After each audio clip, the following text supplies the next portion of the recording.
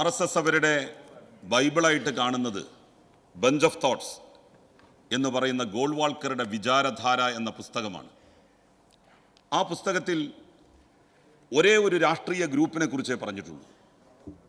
അത് കോൺഗ്രസ്സുകാരെ കുറിച്ചോ സോഷ്യലിസ്റ്റുകാരെ കുറിച്ചോ അല്ല.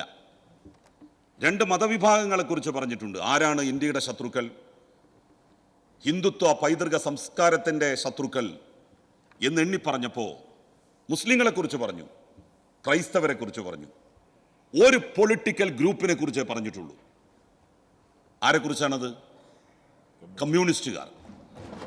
ആ കമ്മ്യൂണിസ്റ്റുകാരാണ് RSSന്റെ കൂടെ നിൽക്കുന്നത് എന്നാക്ഷേപിക്കുന്നത് എന്തുമാത്രം അബദ്ധജടിലമാണ്. സാർ നമുക്ക് നമ്മളുടെ രാജ്യത്ത് ഇതുവരെ നടന്നിട്ടുള്ള പല കാര്യങ്ങളെ സംബന്ധിച്ചും എടുത്തു പരിശോധിക്കാം. എന്ത് നിലപാടായിരുന്നു RSSന്റെ എതിർക്കുന്നു എന്ന് പറയുന്ന കോൺഗ്രസ്സുകാർ സ്വീകരിച്ചത്?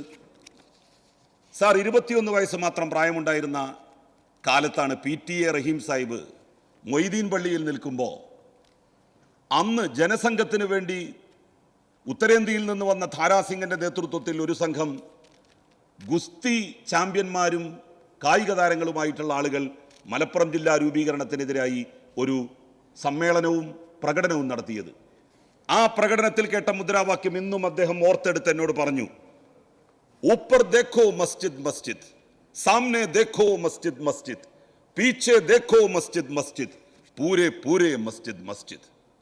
പള്ളി മിനാരങ്ങളെ ചൂണ്ടിയാണ് പറഞ്ഞത്. മേപ്പോട്ട് നോക്കൂ, പള്ളികൾ; പിന്നിലേക്ക് തിരിഞ്ഞു നോക്കൂ, പള്ളികൾ; മുന്നിലേക്ക് നോക്കൂ, പള്ളികൾ; എവിടെ നോക്കിയാലും പള്ളികൾ.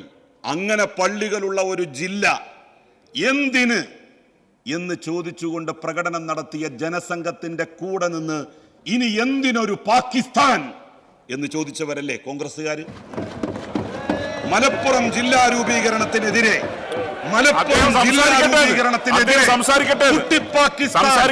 എന്ന് വിളിച്ചത് ആരാണ്? മറുപടി പറയട്ടെ. പ്രതിപക്ഷ ജില്ലാ രൂപീകരണത്തിനെതിരെ കുട്ടി പാകിസ്ഥാൻ എന്ന് വിളിച്ചത് സംസാരിച്ചോളും.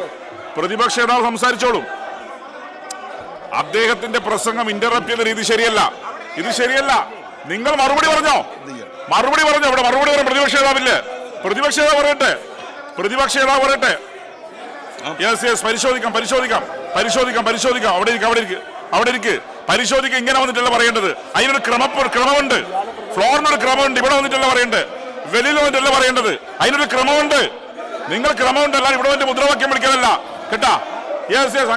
അവിടെ പ്രതിപക്ഷ നേതാവ്, ബഹുമാനപ്പെട്ട പ്രതിപക്ഷ നേതാവ് അവിടെ ഇരിക്കാൻ പറയണോ? നിങ്ങൾ അവിടെ പോയിരിക്കണം. അതൊന്നും നടക്കുന്ന കാര്യമല്ല. നിങ്ങൾ പറയണം. പ്രൊട്ടക്ഷൻ അവിടെ പോയിരിക്കണം.